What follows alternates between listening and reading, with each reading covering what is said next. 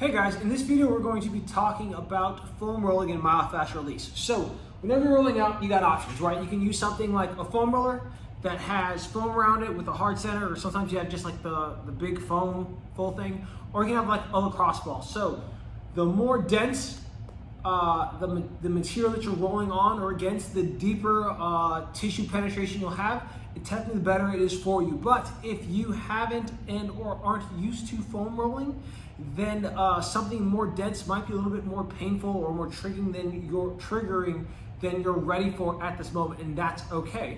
Today I'm going to be demonstrating with the foam roller how I like to do things. So whenever you foam roll, think of it as an opportunity to search and destroy. So right now I'm rolling my glute, right? I want to look for areas in my glute that feel discomfort or pain. So let's say I'm feeling something right here.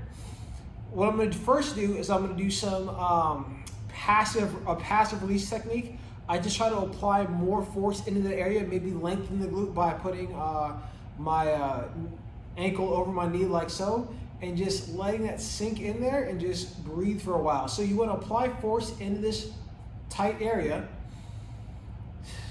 and applying force there and deep breathing. Over time you'll feel, I don't call it necessarily like you'll feel, they call it a release, but essentially the area that feels tight, the area that feels most painful, the pain will slowly start to dissipate and leave. And when that's happened, you can then move along and try to find a different area of tightness and rinse and repeat that process. After you've felt a release, make sure to roll it out a little bit more, just to make sure you're not, imagining that it went away. And then you move along. But how you roll your glutes, I roll over to one side and then focus. If you're trying to get a little deeper, a little more, flip the ankle over the knee. That's how I target my glutes. As far as hamstrings, you can stack one leg on the roller. You can stack one leg on top of the other and roll. This felt gnarly right here for me. So what I'm gonna do is I'm gonna apply a little pressure. Oh, fiddlesticks.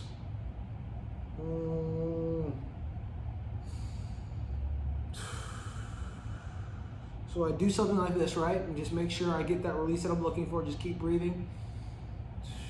After a while, you can do, after you've done some passive release, where once again you just sit, relax, and slowly wait for that pain to dissipate, for that quote-unquote release. You can do some active release. So that's when you apply force on that area and then lengthen the muscle tissue. So essentially right here, I'm lengthening or stretching my hamstring by extending my knee like so. Here, but that's how we do hamstring, calf, same concept, same or similar concept. Rolling around, looking for a spot that sucks. All right, that'd be right here for me. Once again, I can always make it more difficult by stacking. And I would release the same way, deep breaths. After I do some passive release, once again, I can do some active release by lengthening the tissue. How you lengthen the tissue of the calf? You pull the toes towards you, and that will lengthen the calf. Boom. So we just went over glutes, hamstring, calves. Same thought process can be applied to the quad.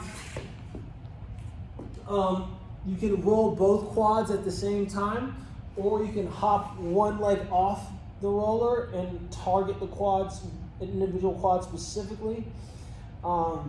Same concepts apply for passive release. I just deep inhale, slowly exhale, repeat that process. If I want active release, I start bending out my knee, because bending my knee will lengthen the quad. Here, and same concept applies to your back, guys. I want to talk about real quick, whenever you're rolling out your back, in particular, you're not trying to roll the spine. You want to focus on either side of the spine, because when you roll up and down the spine, you could essentially jam your vertebrae into each other over and over and over again. And could that be a problem the first time? No. Could that be a problem like after the second time? Probably not. But like over and over and over again, repeated process, like you could possibly do something to yourself that I would rather you not do. So instead, I'm here. I'm rolling on one side of my spine. Find a spot that sucks. You can also roll more onto your side. Make sure you get that lat and teres up by the shoulder.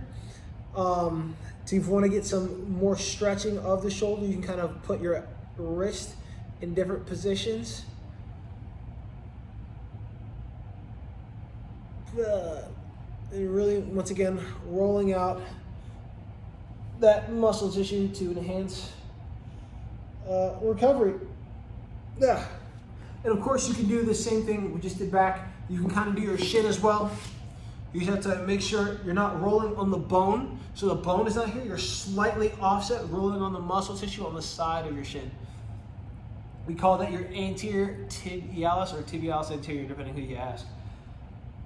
Boom. But yeah, guys, that is how we foam roll the body. I used a roller the whole time. If I was feeling froggy, I would have grabbed and used my lacrosse ball, but I wasn't in the mood for that kind of pain today. Yeah, guys, hope you enjoyed this video. If you did, give me a thumbs up. If you have questions about rolling or myofascial release, please leave them in the comments. I got you. And if you haven't yet, go ahead and subscribe to my YouTube channel.